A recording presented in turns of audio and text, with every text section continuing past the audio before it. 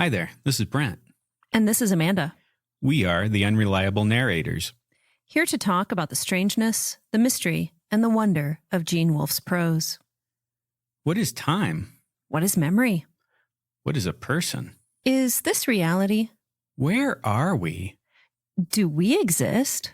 Have you ever considered that all your choices are what brought you right here to this very moment?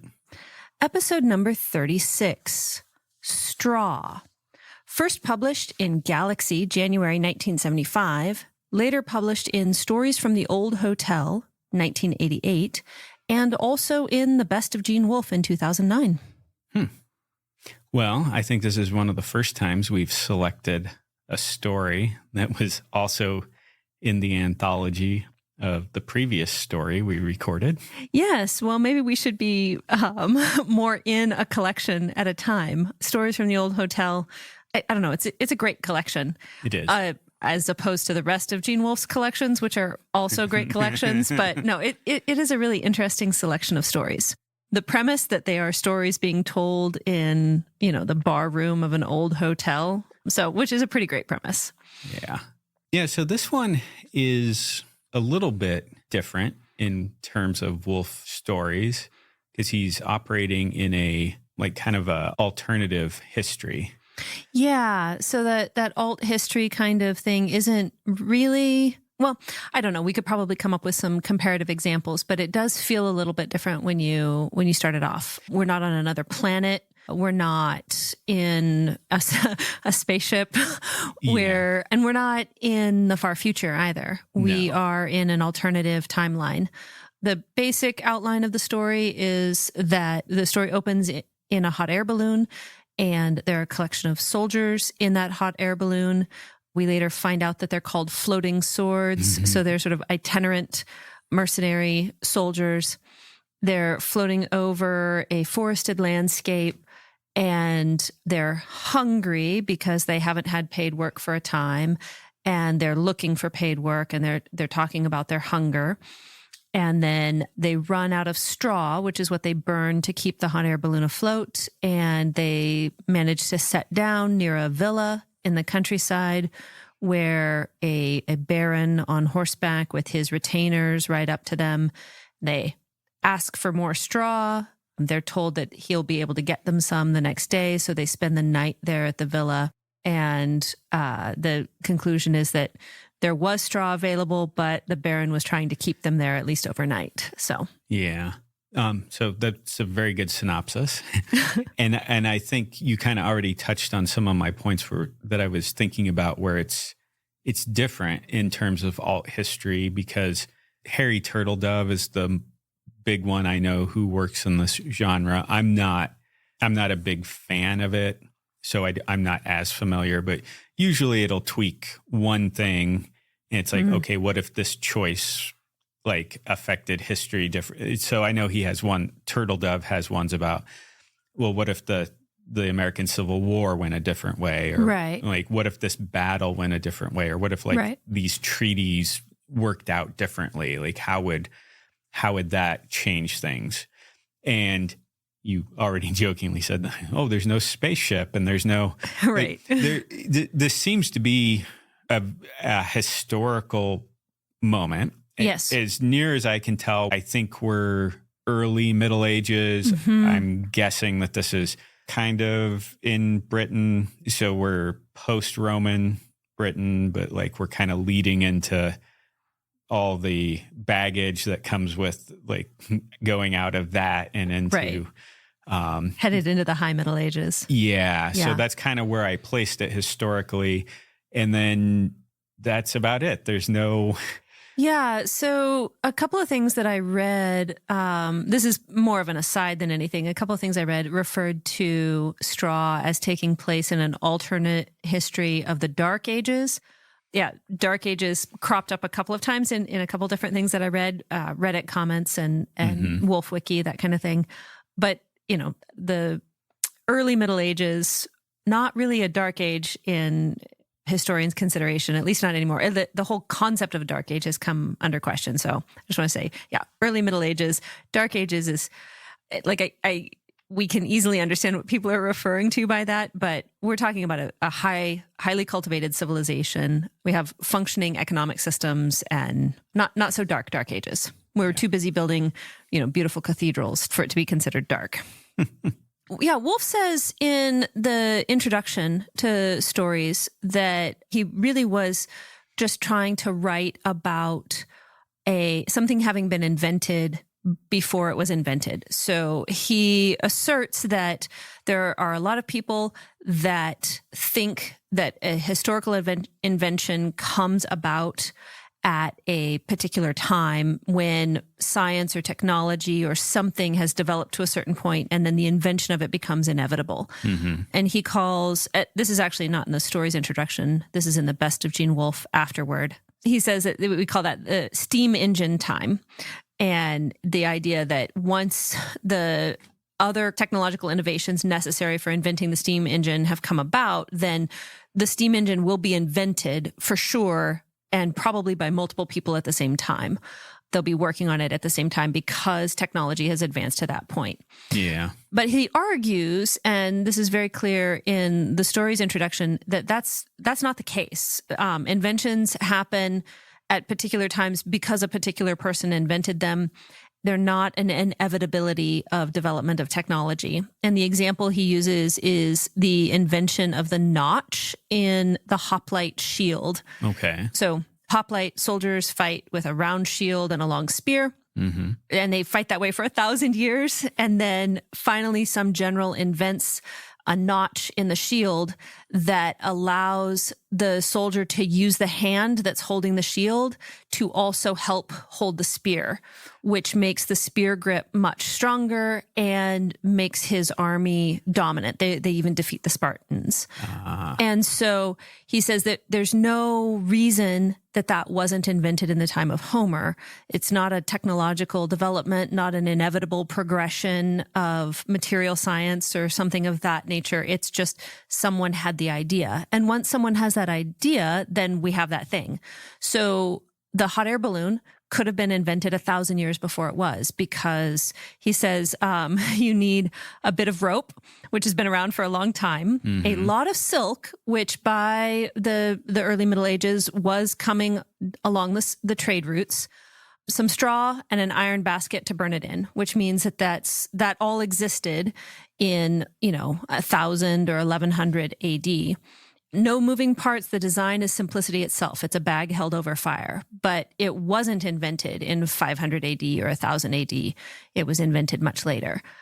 And so he just wanted to tell a story where somebody had the idea and the component parts were already there. Yeah, that's an interesting thing he's toying with there, because he's challenging the kind of a mechanical view of human ingenuity. Yeah. And I don't want to just say, oh yeah, you do need a muse, but but it's not you can't put progress on a ticker. Like you can't be right. Like being a prophet isn't as easy. The opposite of the alt history is those, what does Paris look like in the 20th century, and all the I've read ones where it's like a journal of an American and the year 2000, but it's talking about Mexico's like the 57th state or something like that. And it's like predictions. You can't put those things on a treadmill and be like, oh, well now there's a bit of an inverse of that too, where he's saying that it's the way you put things together. Yeah. So there's probably tons of inventions that we're missing, just like people of the time. Mm-hmm. They didn't put the silk and the rope and the iron together. Right. There's probably plenty of things that we are missing right now that, it's like, oh, wow, I never thought to use, whatever, fiber optics and who knows? Right. Just making things up. But yeah, fiber optics we never thought to put these things together. Wow, it's so easy in retrospect. But so there's part of the argument seems to be there's plenty of tech trees. I hate to use that term because now I feel like I'm moving it back into mechanical. Right. But there's plenty of ingenuity that is missed just because somebody didn't see or have a need for it at the time. And it's like they Right. could have easily constructed that. Well, I think about this, and I don't actually know a ton about the specifics of the situation, but it's Newton and Leibniz inventing calculus at the same time and separately. Obviously, calculus is not the steam engine nor a hot air balloon, but along those lines. And you're thinking about the development of a new way of looking at things. And I think you could look at it like, oh, well, it was inevitable at this point of learning that this would be the next thing. But I think taking Wolfe's perspective, it's not inevitable. And while they were individually and separately developing their mathematical systems, they were using things that were in conversation with one another. And so there's a sort of a creative energy going on, or a creative exchange going on. Or you said you don't want to declare that you have to have a muse, but I think that something of this, we were talking off podcast, that there are minds at work here and creativity at work here that isn't necessarily concretely identifiable with a particular technological or educational development. And so if steam engines are being worked on by different groups of people in different places, and you look at it as, oh, well, we've, started to use a highly dense energy source in the form of coal, and we've developed our metalworking to the stage where we can create chambers that can sustain these kinds of pressures. Great. But then also maybe no one had that idea. Like that is a possibility. You could have the capacity for it and no idea for it. Mm-hmm. I think that perspective that there's an inevitability to it is actually very deflating for creativity. It's like, oh, well, the thing will arise when the other things are in place. Well, how are those things going to be in place? And who has that spark of an idea? I mean, we've had the ability to write books for a very long time, and yet entirely novel stories are being written because of creative impulses, creative ideas in completely different contexts. So, yeah. Anyway, so he just wanted to write a story about what if hot air balloons were developed? What if hot air balloons entered our culture sooner? This story starts out in the perspective of one of the soldiers. Yeah, and we've talked about opening paragraphs in Wolfe before. Yes. And so even though I remember these stories, I'm always amazed at how much he's able to pack into the first paragraph. Because here we get, yes, I remember killing my first man very well. It's like, oh, well, there's our hook. Right. Okay.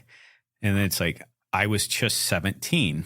So it's like, oh, you were young, but then we also have the perspective of, we know he's not 17 now. He seems to be much older. And then we get a little bit of a flock of snow geese flew under us that day about noon. So you're like, whoa.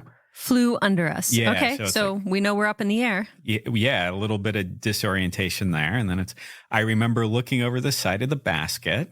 It's like, okay. And seeing them and thinking they looked like a pike head. So we have a bit of... Yep. It's like, and then he even calls it out. That was an omen, of course, but I did not pay any attention. Yes. So we have a young man in the story, but it's being told from the perspective of his older self, who they're in a basket and there's geese flying underneath them. Yes.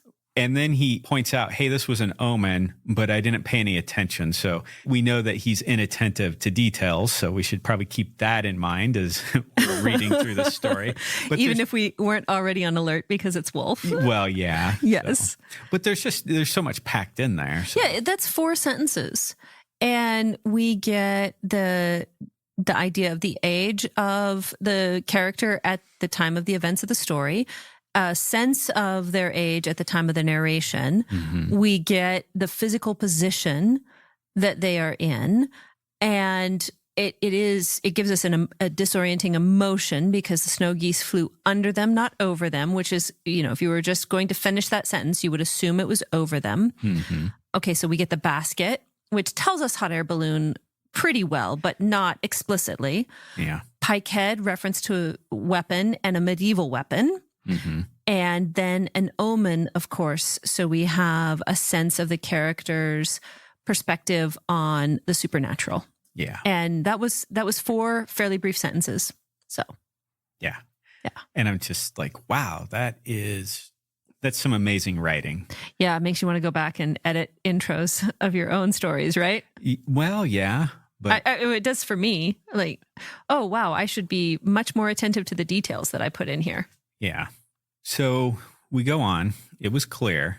Fall weather, a trifle chilly. I remember that. So this is the second time we've had, I remember that. So then that kind of reinforces more a perspective that this might be an older gentleman who people are kind of assuming maybe he doesn't remember details. And then, yeah, so it's cold. It's mid-October. Good weather for the balloon. So now we have the balloon called out.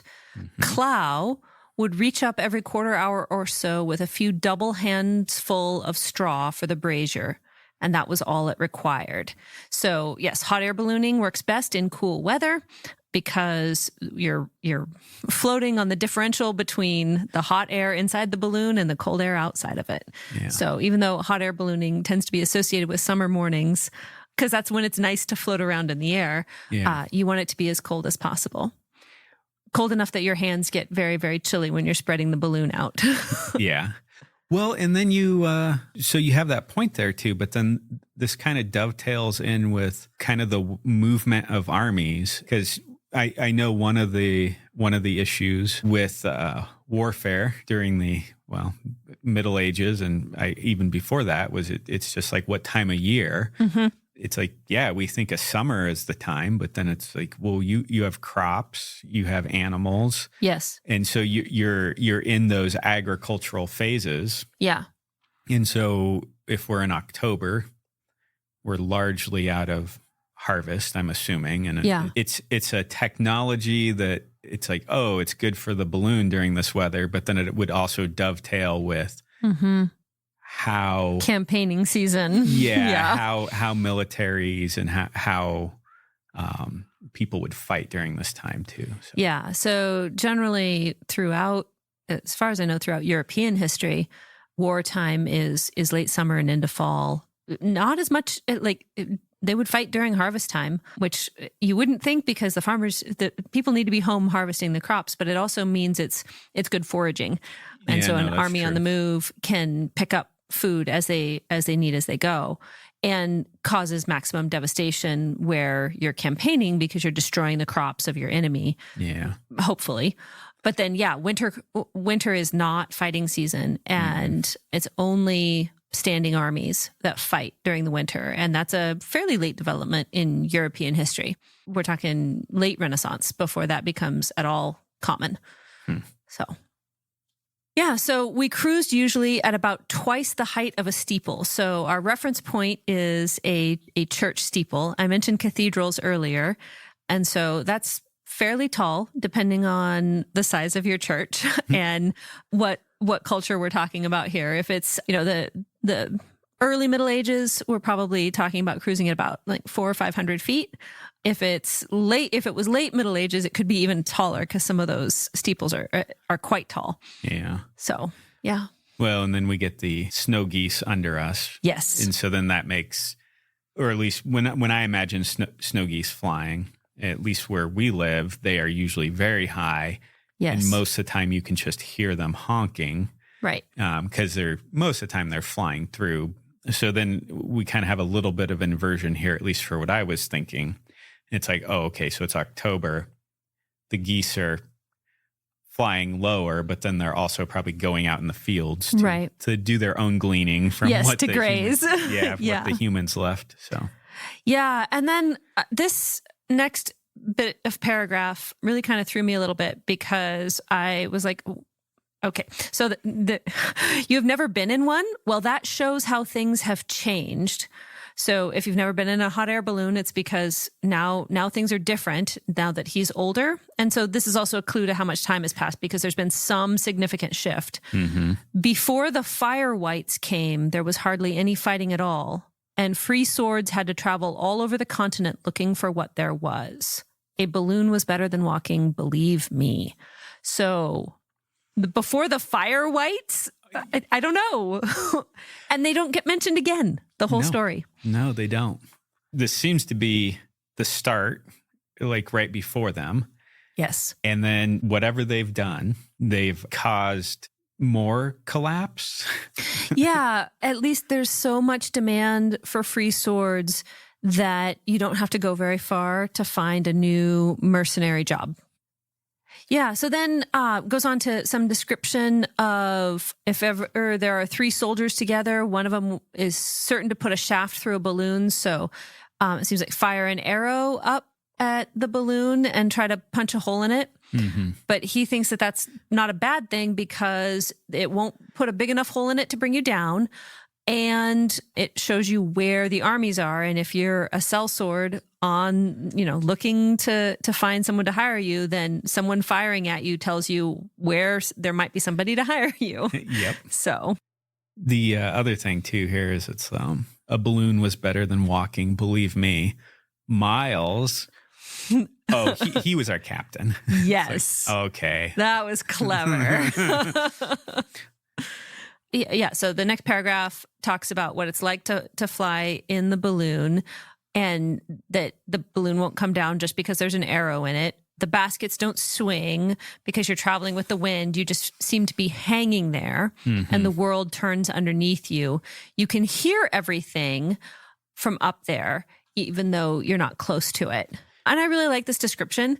So I went up in a hot air balloon many years ago and I was expecting it to be this quiet, peaceful experience. Yes. Because you're up in a hot air balloon. Of course it's going to be a quiet and peaceful experience. Well, with the burners and the compressed gas, it is so loud. Mm-hmm. Now, on a colder morning, so the morning we went, it was very cold.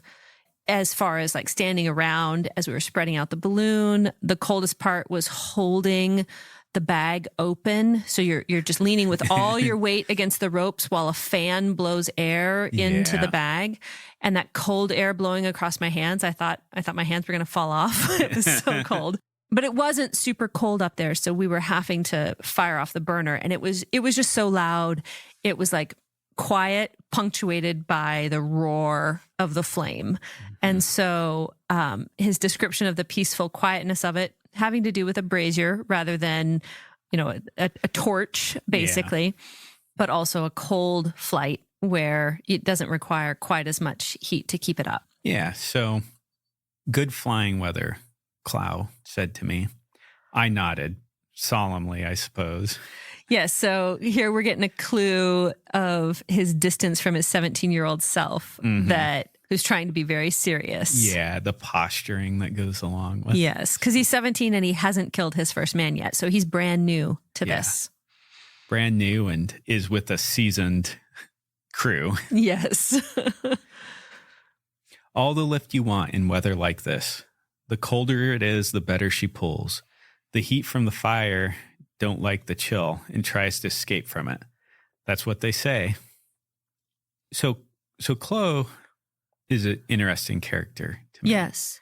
I have a few things I want to ask you as we go along through here, but I don't know if I fully understand him. Okay. Well, I don't know if the characters do either because we have different takes within the narrative from the different characters. But we should probably get a little bit more into their interactions before we try to analyze the character. Well, yeah, I just kind of wanted to let you know. Yep. In case you were like, I have some questions too about him. Okay. So that's good. Yeah. The next character. So far we have the narrator, then Clow, blonde Bracata spat over the side. Nothing in our bellies, she said. That's what makes it lift. So here we have a female character floating with these mercenaries. And she's grumpy, it seems like, and claims that the reason that the balloon is floating is because they're so hungry that they're taking it up with their lightness. Uh-huh. And then he narrates that she was tall and therefore and bigger than any of them, but that when Miles distributes the food, he doesn't allow for size. So they each get equal portions, even though she's a bigger person. And so that must be why she's the hungriest. And then we have Derek introduced. We should have stretched one of that last bunch over the fire. That would have fetched a pot of stew at the least. So what's going on here? I think what happened is that they landed somewhere. Yeah. And then they wanted to threaten for them to give them food. So essentially they're kind of extracting payment from, because I'm assuming these aren't other soldiers because they wouldn't have been able to just stretch them out over the fire. So. Right, to torture them into giving over food. Yeah, so these are like villagers or peasants. So yeah, and then Miles says there were too many, and then someone unnamed replies, presumably Derek, they would have run like rabbits, and if they hadn't, they had no armor, so they weren't soldiers. Unexpectedly, Bracata came in for the captain. They had 22 men and 14 women. I counted them. The women wouldn't fight. I used to be one of them. I would have fought. Interesting. Yeah. So we get a hint here at how Bracata became a mercenary. She was in a group of presumably peasants. Someone attacked, and then she became a fighter. Yeah. Found her calling. Yeah, well, there's a buried story here, right? I mean, she's a big woman, so she's physically strong, able to wield the weapons, right? But something happened, and she became a soldier for a reason. Yeah. Well, and not just that, too. She's the one that it's like they would have ran like rabbits, but she has the actual tactical details of the situation. Right. She was paying close enough attention that she knew exactly how many they were. And she had a set of predictions about who would have fought. Yeah. And it wasn't just a gendered expectation. Yeah. Klau's soft voice added, nearly any woman will fight if she can get behind you, which is interesting. It's interesting, but then at the same time, too, it feels like I am unsure if this is a commentary on like soft power and hard power, so to speak. Yeah, that would make a lot of sense. Because you could read, you're saying Clow here with him. I am. I think that's how I read it. Yeah, I think you're probably correct. I'm saying Clo, but I think it's probably Clow. You could read him as being dismissive, like, well, yeah, a woman will fight if she can get a sucker punch. Right. Or there's a, like, well, yeah, you have to be careful because it's like you can't have these gendered expectations because you're expected. Yeah, like usually a man will come at you head on, but if the men and women are working together, like a head on approach and a flanking approach makes sense. And it's like, and I'm wrapping this all up in, we see these soft power approaches and like, I'm not going to share my recipe with you. And it's weird things. The Midwest housewife soft power thing. Yeah. And it's there. And yeah. I mean, I think I have pretty strong feelings about the dismissiveness towards soft power. What? I know it's shocking that I have strong feelings about anything. But why would you be dismissive about the reality of soft power? I mean, I think that not sharing my recipe kind of thing is kind of silly, but in a social and economic situation where you have consistently disempowered one group of people, and also like just biologically, they are less physically strong on average, then come from behind makes a lot of sense. And reserving of information in order to have the possibility of a strategic advantage if you need it, it makes a ton of sense when literally at least half of the population could take you in a fight. You have to think about how to move through the world.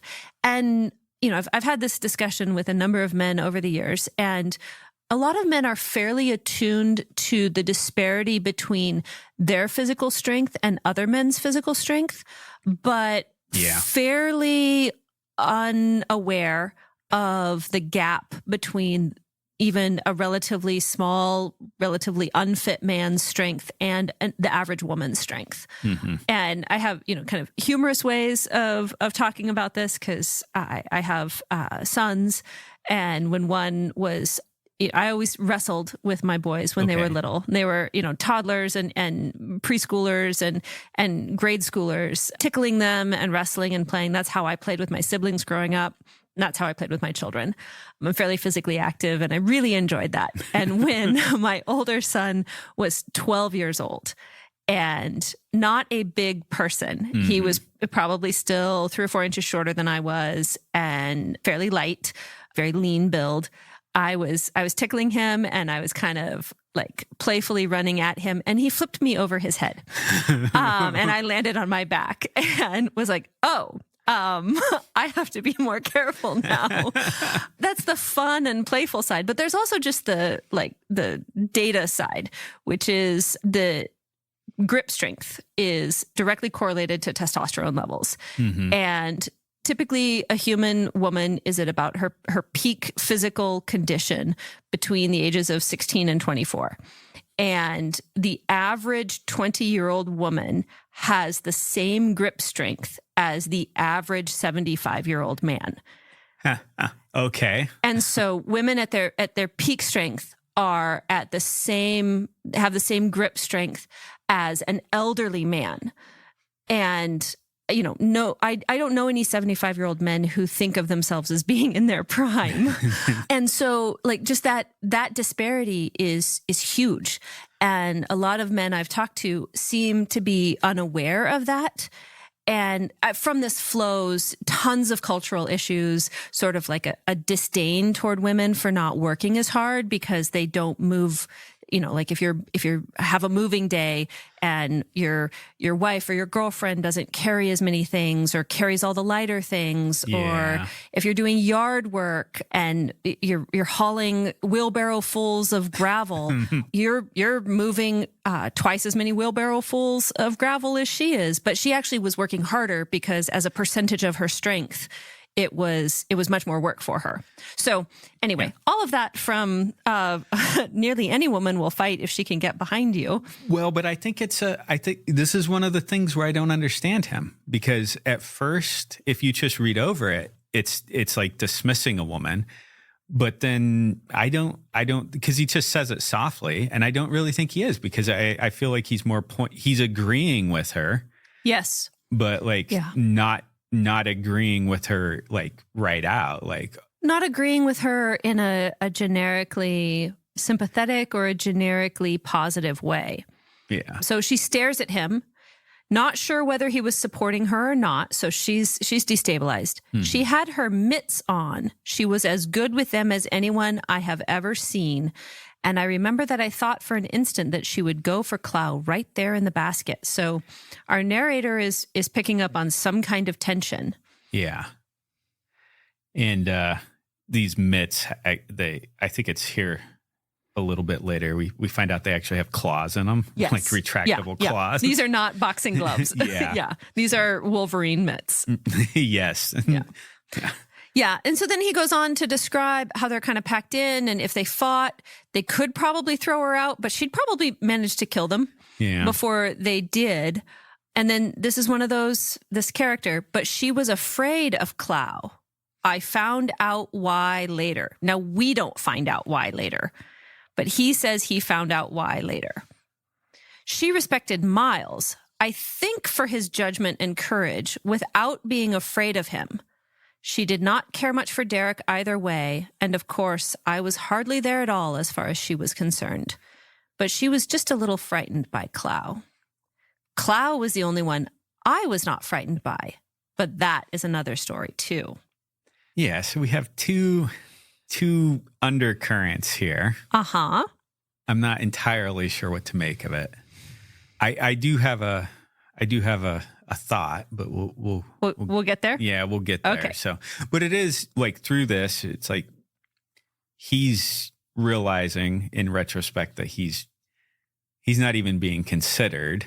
Yes. And so, but then you get like maybe depending on how you read this comment, like this could be directed towards our narrator, like, hey, you got to watch out for the women too. Like when you're assessing a battlefield. Yeah. Don't make Derek's mistake and discount them. Yeah. Because they might get behind you. Mm-hmm. Yeah. Klaus seems to be making comments that are more teachable moments directed towards our narrator. Yeah. And if Bracada is on edge because she thinks he's being dismissive toward women. I think she's missing his point here, which is this is a realistic assessment of what's possible. Mm-hmm. And Derek is wrong for dismissing them, but Bracada's statement doesn't give you the full picture, because if you end up fighting women, they're not going to fight you the way that men are going to fight you. So what you know about fighting from fighting other soldiers or fighting male villagers is not going to be helpful for you if you're facing off against women. Yes.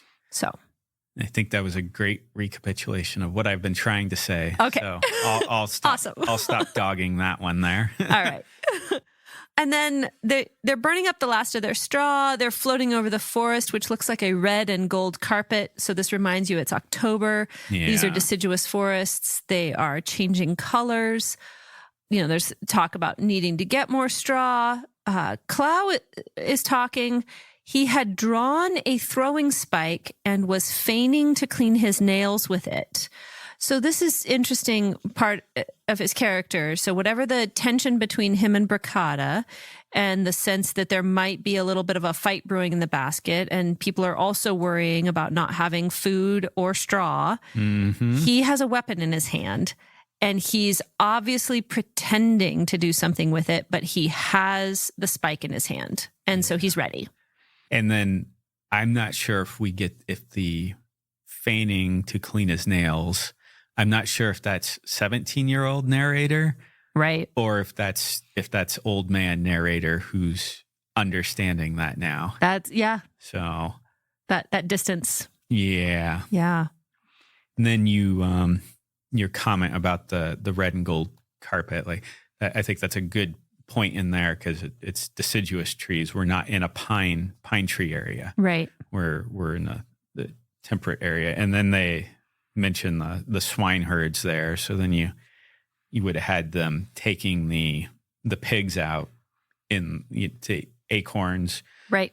Usually in this time period acorns were valuable, but people usually didn't process them to eat themselves at this time. They have the pigs eat them, and then they eat the pork. Yeah, so it makes sense that they'd be meeting swine herds right at this point. So. Yeah, so the reliance on grain crops for porridge, mostly for cooked grains in porridge. But while acorns are edible, they require more processing. But pork is a great storage system for calories. Yep. Acorns are pretty shelf stable, but the density of pork is pretty great, and you only butcher it when you're ready for it, or in the heart of winter when it's cold. So yeah, they continue to talk about needing to eat, and then Jer, who is our narrator, is reminded, what did I tell you when you joined us, Jer? High pay or nothing. This is the nothing. Want to quit? And they're up in the air right now, so that seems kind of a pointed question to me. It does. And he replies, not if you don't want me to, which seems to be an appropriate kind of like, oh, yes, I shouldn't be pushing for food, but if he does want, like, I should acknowledge that he has the right to throw me out of the company at any time. Yeah. So, yeah. The other thing there is that he gave the impression that he had not heard Clow and me. So even though they're like fledglings in the nest. Yes, they're all crowded together. So they're all crowded together. So acting like you didn't hear a conversation that's literally probably a foot or two away from you. Yes. is it's just another light on these weird, strained dynamics. Yeah, the social tensions of the situation. Yeah. Yeah, so they're burning the last bit of the straw, and they're floating over the trees, and the narrator, he says it looks like they're going to go down in the trees, but they do see a speck of white on the hill in front of them, and it grows until they see that it's a big house, all built of white brick with gardens and outbuildings. And they manage to make it to an open field near the big house. Yeah, and then we end this section here. There are none like that now, I suppose. So again, this is seems like a reference back to the fire whites came, and now things are not so nice anymore. But there was a big white brick house. Yeah. Yeah.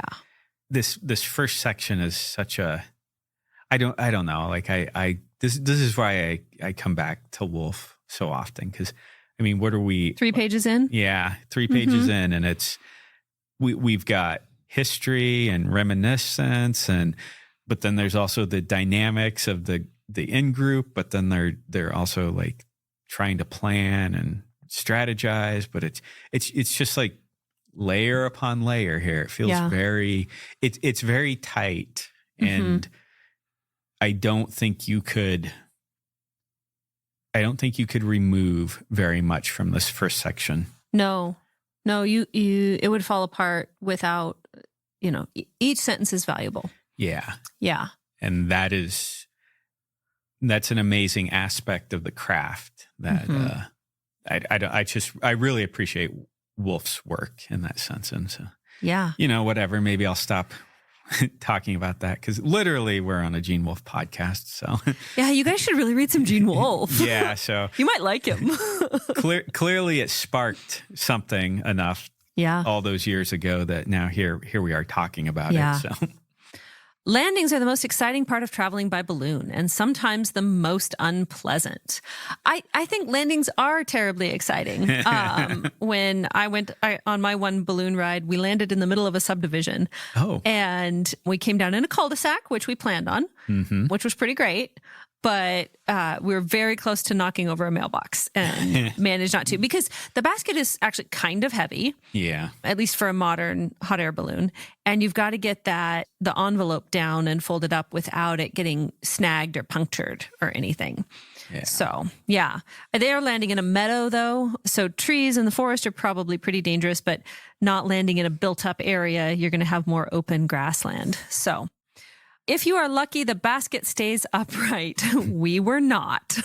Our basket snagged and tipped over and was dragged along by the envelope, which fought the wind and did not want to go down, cold though it was by then.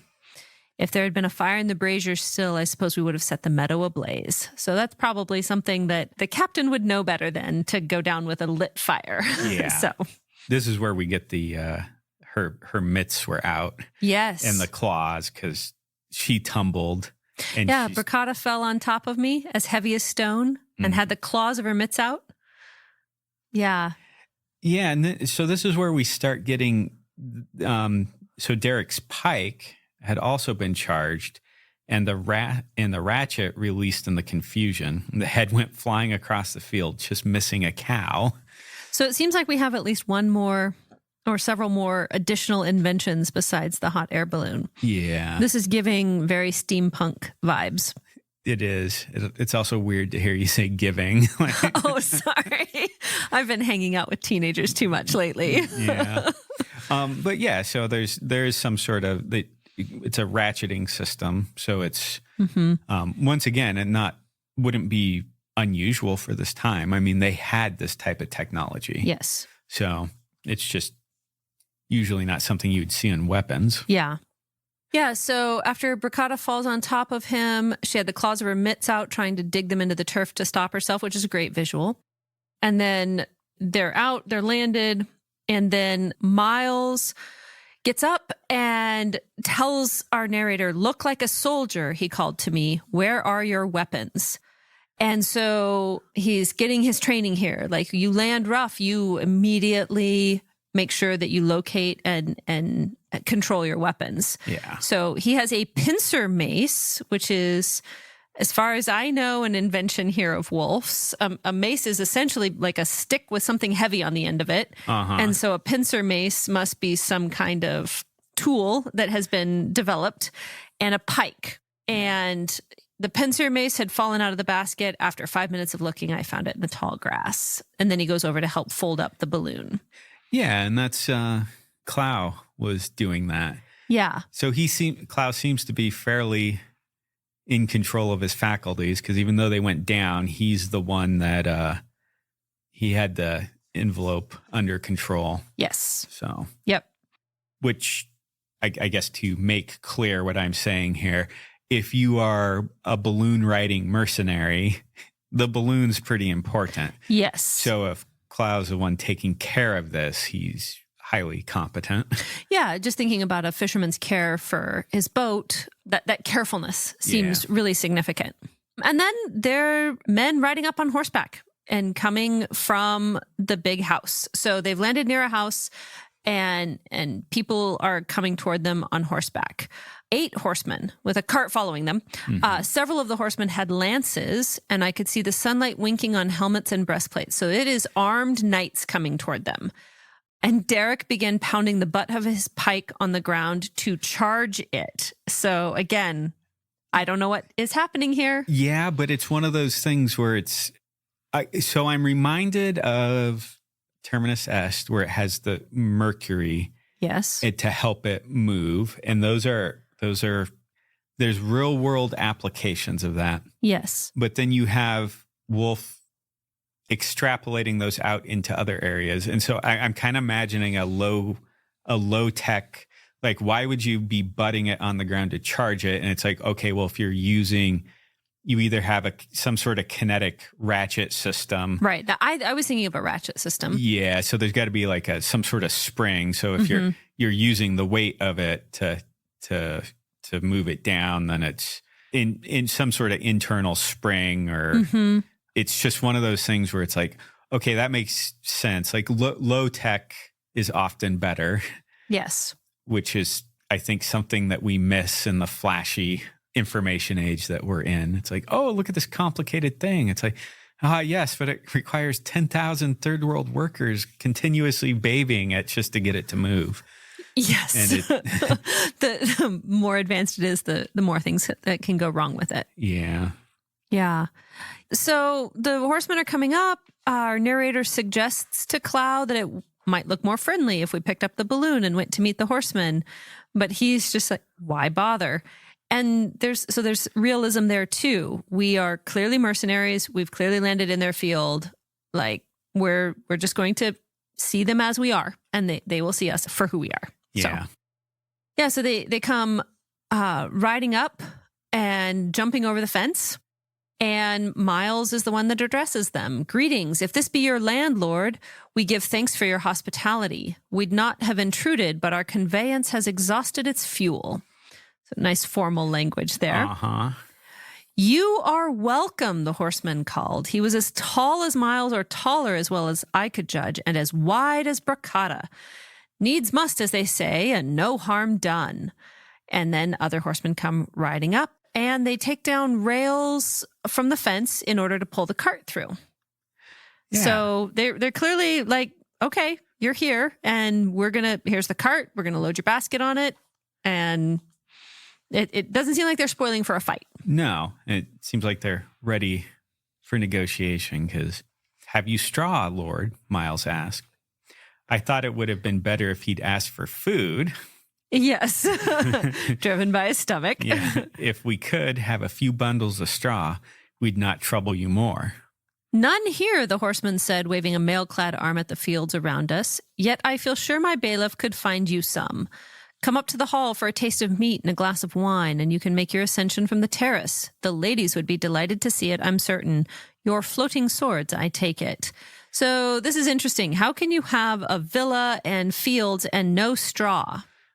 It got used to make hats. I don't know. That would, yeah. Seems like it'd be the one thing you would definitely have. Yeah. And then to your point, what I was going to ask you was, it's like, well, he didn't ask for food, but he asked for straw, and they don't get straw, but they are getting food, which they didn't ask for. Yeah. So who knows, maybe this is Miles' strategy, asking for the inexpensive and simpler thing, and then instead of starting with the more expensive and more difficult thing. And so clearly there's a warm welcome here. Yeah. Almost too warm. Almost. Yes. And our narrator, who has a name now. Yes. He seems to be fairly unaware of that. Yes. Oh, yeah. He's clearly a novice here. Mm-hmm. Yeah. So you're floating swords. We are that, our captain affirmed, but persons of good character nonetheless. We're called the Faithful Five. Perhaps you've heard of us. High-hearted, fierce fighting, wind warriors all, as it says on the balloon. This is so great. Yeah. So basically the balloon's a billboard. Yes, a billboard for mercenaries. This is wonderful. Yeah. And then a younger man who had reined up next to the one Miles called Lord snorted, "If that boy is high-hearted or a fierce fighter either, I'll eat his breeks." Yeah, that's pretty great. Yeah, so 17-year-old is Yep. our narrator, and then you have a younger man whom I'm assuming is around the same age. Yes. And so you have people, you have seasoned mercenaries, you have knights and the Lord, people who have are actually in control of themselves and have power, and the two young men of the group Are the punks. are the punks who get in a chest beating pissing contest. Yeah, and then our narrator says, "Of course I should not have done it. I have been too meddlesome all my life, and it has gotten me in more trouble than I could tell you of if I talked till sunset, though it has been good to me too." So he says he should not have done it, but I think he should have done it given the outcome of the scenario. So what is the thing that he'd done? He narrates, how I've been feeling like a hard-bitten balloon soldier. It seems like he just took up with them. Like he's just started floating with them. But he's already put himself imaginatively into their company. He's one of them. And so he says, "Anyway, I swung the pincer mace overhand once I had a good grip on his stirrup. I had been afraid the extension spring was a bit weak, never having used one before, but it worked well. The pliers got him under the left arm and between the ear and the right shoulder, and would have cracked his neck for him properly if he had not been wearing a gorget. As it was, I jerked him off his horse pretty handily and got out the little onions that screwed into the mace handle." So he attacks the young man for saying that if he's high-hearted, I'll eat his pants. I'll eat his breeches. So yeah, and then he grabs the stirrup and uses that for leverage. yes, And then the springs. But so it's like it's a pretty. He's directing the horse too as he's doing this, which is kind of a bold, but also could get him in trouble because. Oh yeah, it clearly could get him in huge trouble. Yeah. He's attacked, a mounted man, and in the economy of the Middle Ages, the difference between a soldier on foot and a soldier on horseback is a social class difference in a situation where social class means everything. Yeah. So yeah, his companions are ready to defend him.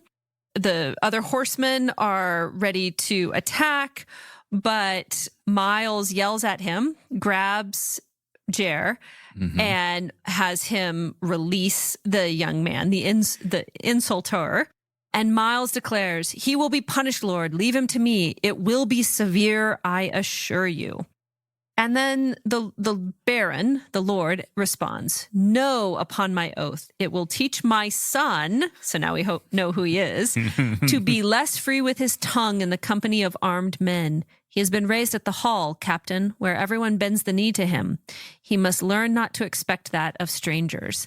And so we realize here that Miles and the Baron are on the same page, because Miles is ready to assert that, okay, this boy who's acted out is going to be punished, and that should satisfy you. And it is my responsibility as his captain to do that, not to turn him over to you, but to take care of it myself. And the Baron, his reply is, "No, actually, what he did was punishing my son for not knowing the difference between people subordinate to him and people not subordinate to him. And so you don't need to punish him because he did me a favor, basically."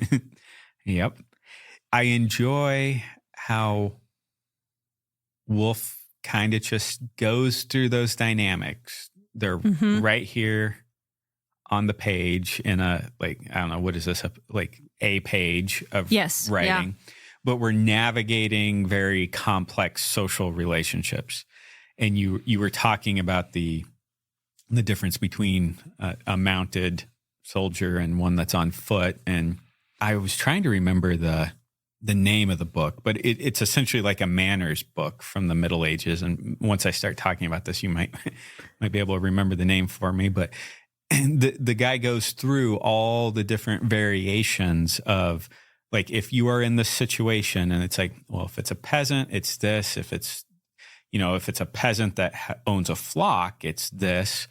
I remember when I first read it thinking it was very comical because there was like this section in there where it's like, well, what if you do if a woman approaches you, and if it's a peasant, like you can take her behind a tree, but if it's your lord's wife, because it goes up through all those, and there's like this whole thing where it's like, well, if you refuse her, you'll be insulting your lord and her. And there's like all these different things. And then it's like, well, how do you, and then he's like, the only way to resolve this is to feign sickness. Oh my goodness. And it's just, so it's just like but you have these very, and that's like at the end, and this is going through like 100 permutations of different, like just where people were on the social hierarchy. And then it's like, if pigs, I think we're lower than sheep and so you just have like different, it's like, if somebody had like ducks are on a different hierarchy. And like, it's just things that as modern Americans, we don't think about. Well, no, because we flattened all hierarchy. Yeah. And the great chain of being did not survive into the secular age. So there's this, the homogenization of everything. Yeah. Excuse me while I avoid ranting about suburbia and strip malls. But just trying very hard. It's difficult. It's really difficult. She's rolling her eyes heavily. But the hierarchy of all kinds is offensive in one sense to our sensibilities, and yet it sneaks in other ways that are actually in I think worse for us. That sort of, I'm thinking about the difference between like honoring a lord and worshiping a celebrity. Yeah. And so the sense of hierarchy is incredibly important in the Middle Ages. It is kind of the only thing in one sense. But the Baron and Miles both seem to be very clearly operating within the same system and honoring it. And the upshot of it is that they're invited to come and stay at the villa and to eat food.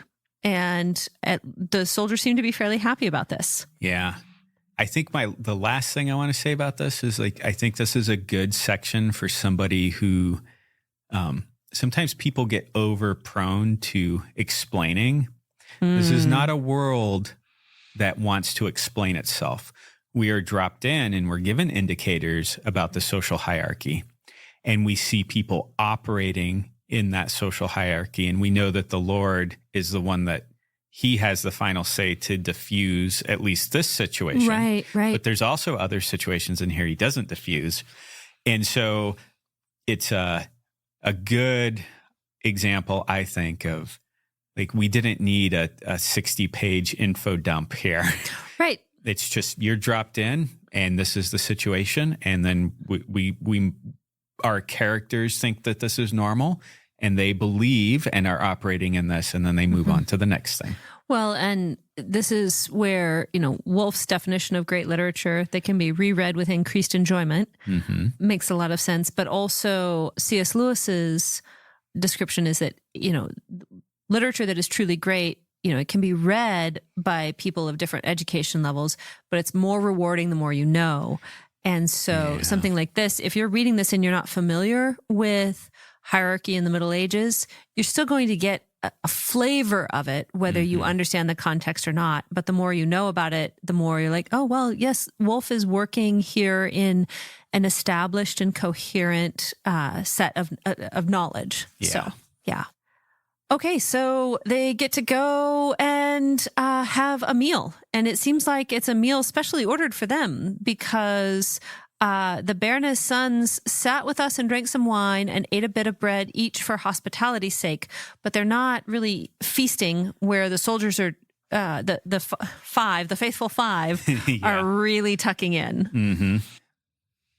This whole interaction here, because it's like they're at the table, there's a pheasant, there's venison, and there's a whole section about how Jer's trying to get some food, but because he's the low one on the totem pole, and he's very much a 17-year-old boy. 17-year-old boy, and then the ladies come in, and they distract his fellow mercenaries enough that he's like interested in them, but he's also like, well, I should eat the food.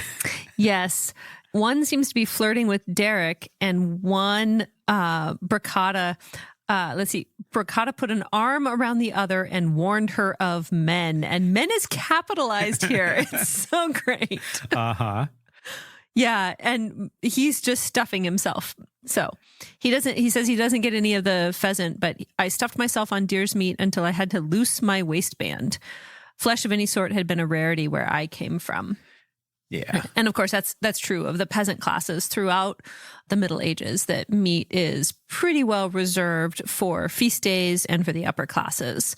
And in fact, that pretty much you could say the definition of nobility is people that get to eat meat on a regular basis.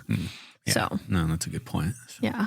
He says earlier the continent, which made me think, okay, well, maybe this is France or something like that. But the venison on the table is very much an English thing. And it's hilarious to think of now with the culinary context we have at this point.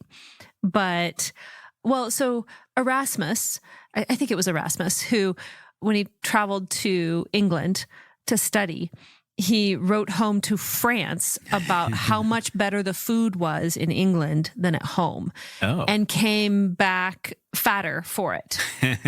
And I'm saying Erasmus, I actually think it wasn't him. It was probably some other scholar, some other traveling scholar. Okay. And I remember reading about that and thinking it was very odd.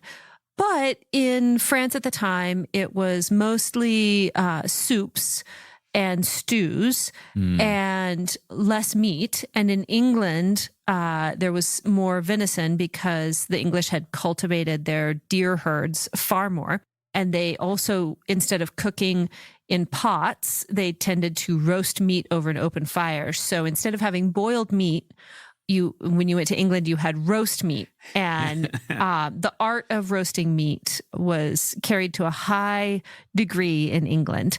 And we can blame the decline in English cooking on seriously. He was looking at me with raised eyebrows, which I read as skepticism, but who knows?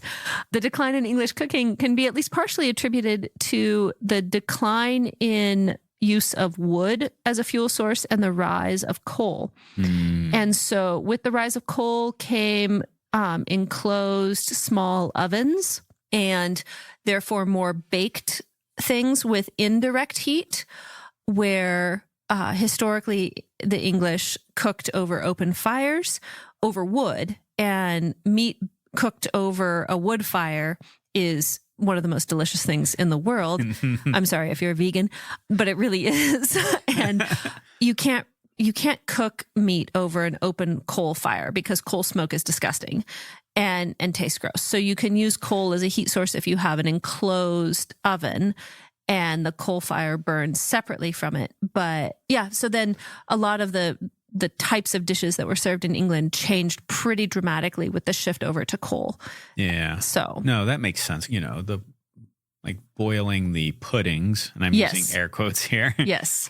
That wouldn't have been as easy over a fire, but with coal where you have that condensed energy. Okay, that makes sense. Yeah. So yeah, puddings, it's not chocolate pudding, Americans, but it's a wet bread. Yes, it is. It's just wet bread. Mm-hmm. So all of that kind of cooking came about because of the switch to coal. Now also more baked goods, because wood fires are not great for baking. You can use a wood-fired oven for baking bread, but it has to be at such a large scale that it's not great for home cooks. It's good for large-scale cooking, so castles or like the village baker. So baking bread at home becomes easier with the invention of the electric oven. But some of those smaller baked goods, pastry type things, what we think of as like a pot pie, those meat pies were more popular. But yeah. So the French boiled food, I'm not exactly sure why they boiled their meat. I don't know actually the history of that development, but the English were really big on the roast venison. And it was pretty uniquely English. And on the continent, the English were considered it was the better option was to go to England and eat that roast meat. So yeah, no, it's interesting you say that, because then I'm thinking about something that doesn't come up a lot in this podcast is I'm actually very interested in plants. And I know that the way that the English managed their forests was very, because we think about, all this wood cooking.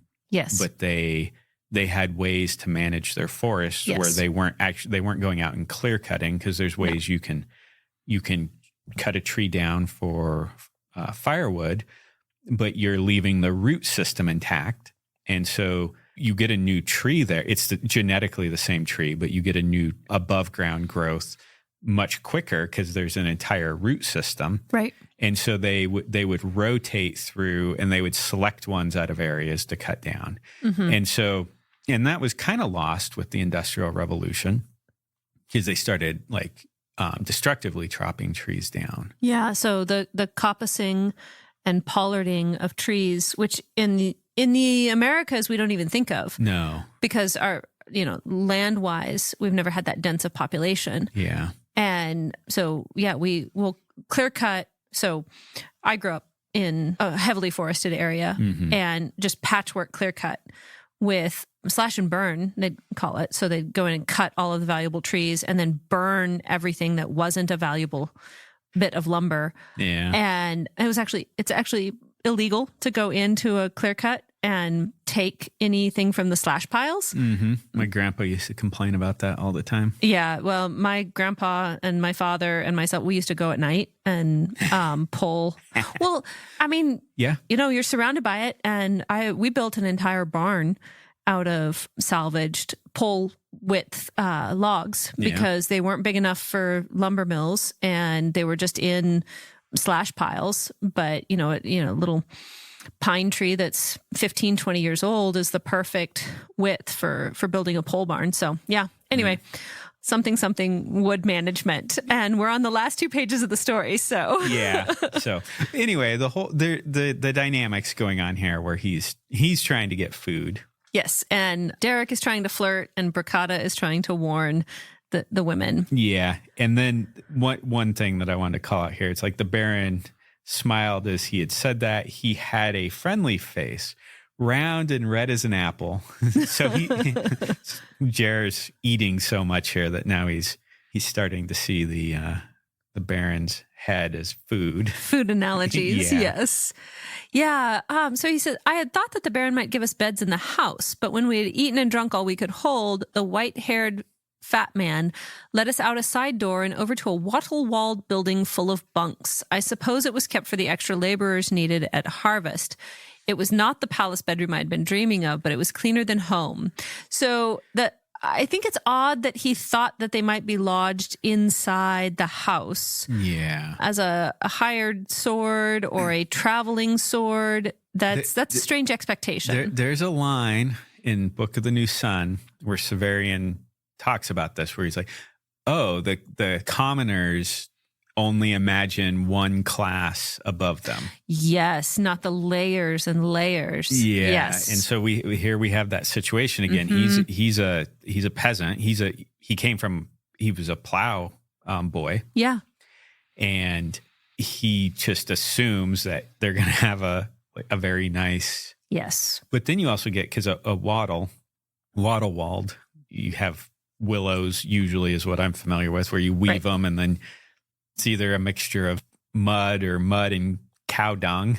Yeah. Yeah. So you've got the kind of the strips of a flexible wood, willow wands kind of thing. Yeah. Yeah. And then, something sticky. Yeah. And then it's padded on there. And then if you're slightly more well-to-do, they would kind of whitewash it. Or plaster over it with something. Over it. Yeah. So, but even with this being maybe with cow poop on the wall, it's better than he was used to. Well, also people can be kind of finicky about such things, but when it's good and dry, it doesn't smell. No, it doesn't. Yeah. Yeah. But it has a fireplace with logs stacked and was, as he said, it was cleaner than home. Yeah. And so he's come out of a peasant hut and now staying in this place is pretty nice. So Cloud takes out a piece of cherry wood and starts carving a woman in it. So maybe Seeing women at the dinner table inspired him, and Bricata and Derek lay down to sleep. I made shift to talk to Miles, but he was full of thoughts, sitting on a bench near the hearth, and chinking the purse, just like this one it was, he had gotten from the Baron. So Jer, our narrator, is telling us a very telling detail here, but he doesn't understand what it means. So he just says he's holding a purse that he'd gotten from the Baron. But I'd had too much to eat to sleep so soon, and since it was still light out, I decided to walk around. So he goes for a walk in the dark. Yeah. Okay. Are we going on from that? Sure. Well, I had a couple of questions along here. Go for it. So you brought up he's chinking the purse. There's a parenthetical, just like this one it was. Okay. So our present day narrator is holding a purse. Yeah. And I don't know if it's the same one or a different, like, I don't know if he's taken over responsibilities from Miles. As a captain. Yeah. But then there's also, so right before that, and I feel like Clow took out a piece of cherry wood and started carving a woman on it. I could be reading too much into this section here, but I'm wondering if we have two reveals here. Well, maybe three, because there's what Clow's doing, and then there's the chinking of the purse, and then there's, just like this purse. But with Clow, he's started carving a woman in the bit of cherry wood. And I know that the little wooden figurines that come from like Celtic world, and I know druid isn't the proper term here, but I'm using this with air quotes, listener, but they're kind of that area. There's like a bit of the pagan aspect to it. So then I'm like, well, if we're in the year like early Middle Ages here, there's a church steeple. Yeah. But then it's like, there is a very real possibility that like not everyone here is Christian or Christianized, so to speak. And so I was wondering if maybe he's not carving a woman, but maybe there's like, maybe it's an idol, or maybe it's like some sort of sympathetic magic thing going. I didn't notice that at all. So I don't know if you're over or I'm under reading it. Okay. But I don't know. Yeah. Well, cause it just bothers me. I'm like, what was the thing about Clow that scared her? And the scene, so it's like, okay, well, he's competent. He's teaching. I'm like, okay, so he pulls out the dagger and is feigning with his nails. Like, okay. But then it's like, then this is the other thing that happens. And it's also buried in with what two other like little reveals maybe. Right. And so I'm like, is this a reveal? Is he I don't want to, now I'm being facetious, but it's like, is he the druid of the party? Well, and I don't know. So I read Bricata being frightened of him, that he saw through her in some way or knew her, that he was aware of her weakness. Okay. So that was one possibility. The other possibility I thought was that she was afraid. So she warns one of the girls about men with a capital M. Yeah. And it made me wonder if he was somehow like immune to her soft power. So she knew how to handle Derek, and she knew that Miles wasn't trouble because he was just going to make sure that he's going to run things like a captain. Yeah. But she doesn't know what Clow's motivations are, but it's another story. So that she can't control him might be why she's afraid of him, or he might know something about her that she doesn't want known, like what her weakness is or what her limitation is, because he says, well, he can see women. He can see how they can fight and how they will fight. Yeah. And so something specific about her or something general about her. So that's how I read it. But I like your interpretation because it does bring in that sort of culturally complex aspect of the Middle Ages that I don't think is as obvious from the modern perspective, where we sit from a more secular perspective where belief is a choice and these are the options on the table, and look at this menu of possible ways of living. And we look back at the Middle Ages as being like uniformly religious and uniformly superstitious and see it as one thing and not as the range of possibilities that were available to different people for interpreting the supernatural phenomena that they were more in touch with than we are. Yeah. There's a book I read a long time ago. I think it's The Worms and the Cheese. Yum, yum. And that's a great title. it is, but so this would have been from the High Middle Ages, but it's notes from an inquisitor. Okay. And he's interviewing these people in this village. And the thing that struck me, of course, 'cause, I don't think I'm a typical modern where it's like of the secular age. Narrator voice. He is not. But there's still like, I feel like I'm a piece of blotter cloth where it's like I wick up these ideas and sometimes they get in there before I even think about them. So I read it when I was probably in my early 20s, I think. And one of the things that stood out to me was I was like, oh, like there's this village and he's going in and interviewing people and there's atheists, there's agnostics, there's what you considered like the good Christians, but then there's like also pagans and people who are like, they have a mixture of pagan and Christian beliefs. There's one guy who seems to have read the Quran. Okay. And you're like, well, wait, how did it, and so just the spectrum that you're getting for this small medieval village is basically what you would expect today, where it's like, right. Oh yeah, there's an atheist here. There's an agnostic. There's true believers. And well, there's another group of true believers, but they seem to be believing in something else. And right. There's people that are somewhat synchronistic and they're like, well, yeah, like I do both of these things. And right. So I agree with your point there. And I think it's The Worms and the Cheese is the name of the name of the book. Like when you were talking about that, I was like, oh yeah, I remember. Yeah. Yeah. That disparity of perception. Yeah. Yeah. So I don't know if Claus is a like a pagan or a druid, right. Or like he's maybe some sort of synchronistic, like right.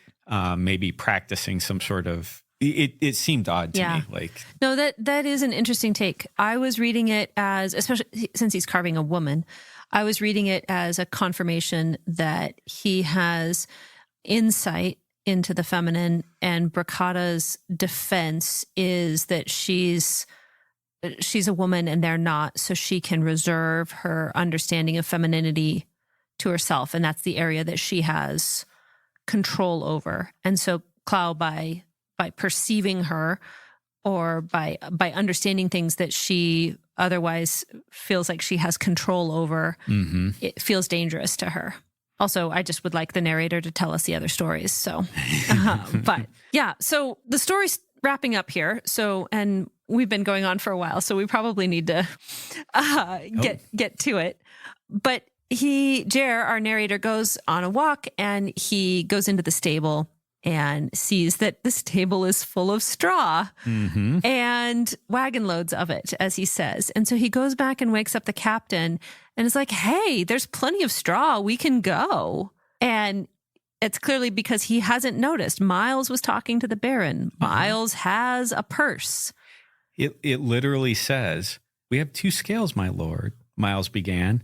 I'd heard all this before, so I stopped listening. Right. So he hears Miles talking to the Baron about their rates. And price negotiation. And he sees that Miles is carrying money. Yeah. Yeah. So he's like, look, there's straw. There's a ton of straw. I can bring you some. And Miles says, there's no straw here, Jer. Not for us. Now be a sensible lad and get some rest. And he needs to be a sensible lad and get some rest because there's a reason that there's no straw for him. Miles says, come here. And he takes him outside and he says, look out there, far off. What do you see? Trees. There might be a river at the bottom of the valley, then more trees on the other side.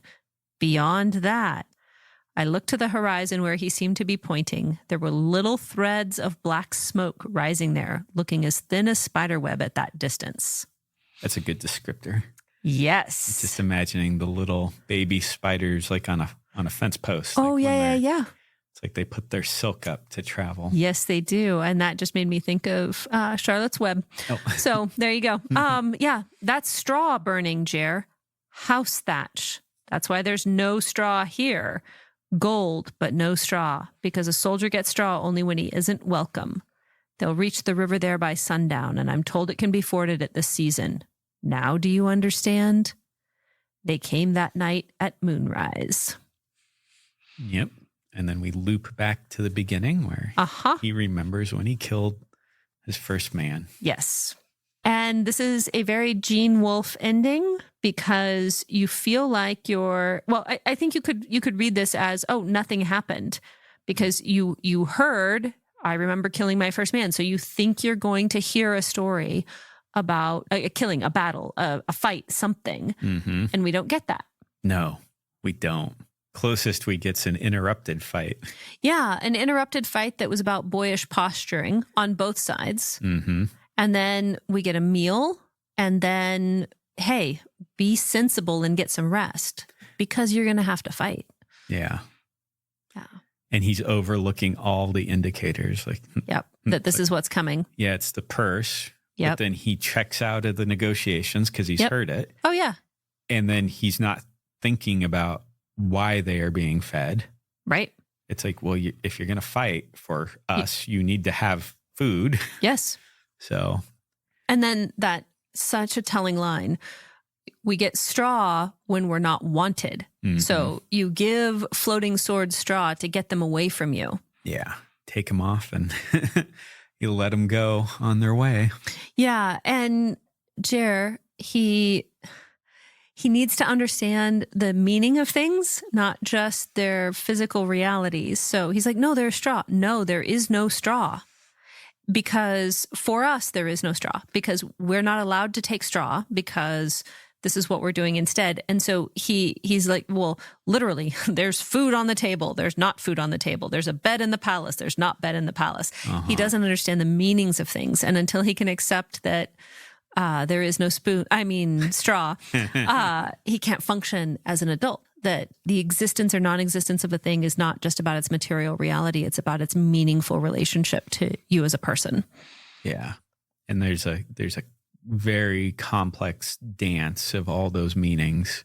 Yeah. And that depending on your station and your understanding of life, mm-hmm. that meaning may be different for you than it is for somebody else. Yeah. But you have to be aware of all those things. Yeah, and we skipped this line when we were going through, but when the Baron tells him, oh, there's straw in the village, they spread it on the cobblestones to quiet the traffic when a woman is giving birth, which is just fantastic because the meaning of the straw shifts. Like it's fuel for the hot air balloon. It's not here at the villa where we have wealth and everything, but we don't have this base thing for you.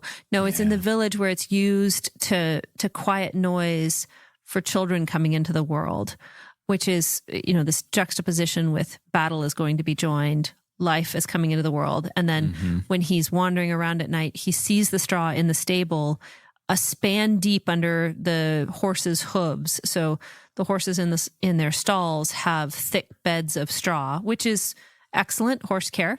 Mm-hmm. And if you have straw bedding and it's good and thick, then that's good for the horse's feet, as long as you keep it clean. And so then he's like, oh, it's being the horses are walking on it. Oh, look, there's a whole bunch of it, and then there's no straw, but there is gold. So. Yeah, well, that was an omen, of course, but I did not pay any attention. Yep. The snow geese are a pikehead. Straw is gold. He didn't know. He didn't understand. Yeah. Well, and I think that's like you said, nothing happened. And yet so many things did. Yes. And it's because we weren't paying attention, like why we might miss those. Well, but that's what we do as human beings, right? Like we think that the big things are the big things. And the big things they matter. They are big things, but also life is happening between those big things. And the meaning of the big things doesn't exist unless the life is also being lived. Yeah. So it's the cliche example would be, it's not about the wedding, it's about the marriage, or, people fixate on the celebration of milestones. Well, the milestones only matter insofar as the meaningful transition matters. Yeah.